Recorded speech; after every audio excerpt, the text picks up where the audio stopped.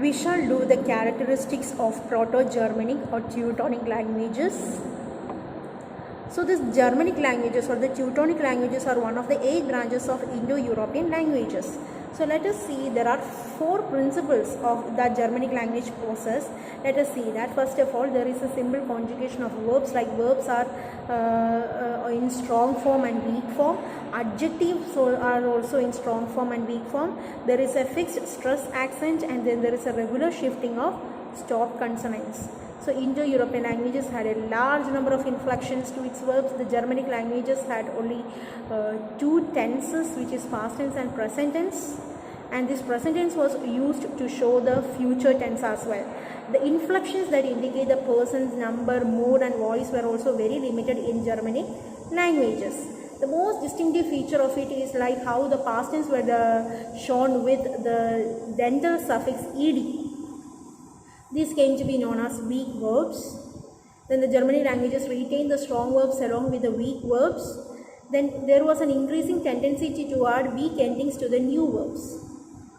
The second characteristic feature is the division of adjectives into strong and weak. The adjective was called strong when it stood alone before the noun. It was called weak when it is preceded by a definite article or demonstrative. We shall see that now. We shall see the strong form and weak form of adjective that we can find in Proto-Germanic languages. Strong form is, we saw that the adjective is referred to as strong when it stood alone. For example, gode men, which means good man. Okay. Weak form which will be preceded by a definite article or a demonstrative. For example, das Godan men.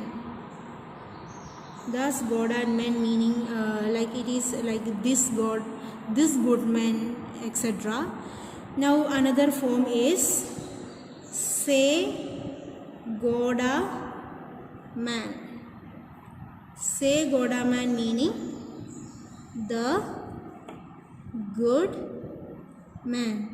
So when the adjective is preceded by a definite article or a demonstrative pronoun or a demonstrative, then what happens? This is weak form.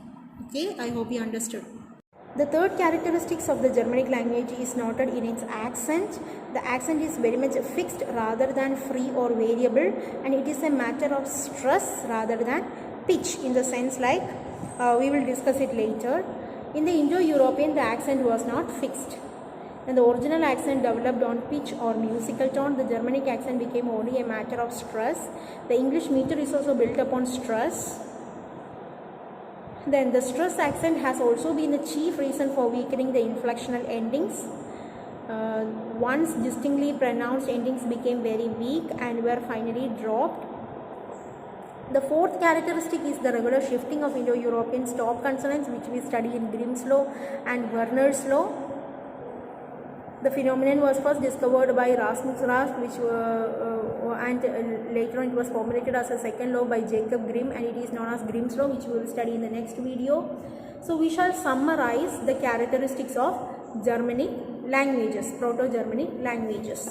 As we know that Proto-Germanic languages or the Teutonic languages are one of the 8 branches of Indo-European languages, and let us see the summary of the characteristic features. First of all, it inherited the inflectional system of the Indo-European, though it was not highly inflected like the parent language, it still got inflections. Then Proto-Germanic had only 5 cases, whereas Indo-European had 8 cases. The 5 cases that Proto-Germanic had is nominative, accusative, dative, possessive and instrumental. At present only 4 are there. So in Proto-Germanic there is no one-to-one correspondence between the grammatical gender or the natural gender. What we have is masculine, feminine and neuter gender. And to be very surprising, das Mädchen, which means the girl, is considered as neuter gender, and die Polizei, meaning the police, is considered as feminine gender. Now in the fourth characteristic feature is that in Proto-Indo-European there was singular, dual, plural numbers. which the dual dropped, and in Proto-Germanic we have singular and plural, which we know that even now we have only singular and plural. Now the Proto-Indo-European and Proto-Germanic, there are different declensions of nouns. So this declensions of noun we can see now. Let us see the declensions of noun. First of all, let us take the word stone. So we shall write the singular form, plural form and declension. So stone, the singular is stan. Stone, the singular is stan. Plural it is tanas. And we know the declension is as. Right? Now next we have lamb.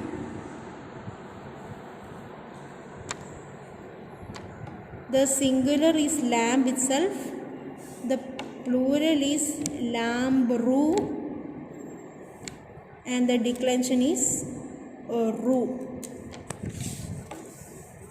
Now next let us see sin. The singular is sin, plural is sinna, and the declension is a. So let us see this. Okay, I hope you understood this. I had already discussed with you the two kinds of adjective, weak form and strong form. How when it exists alone it is strong form, and how when it is preceded by a definite article or a demonstrative it is a weak form.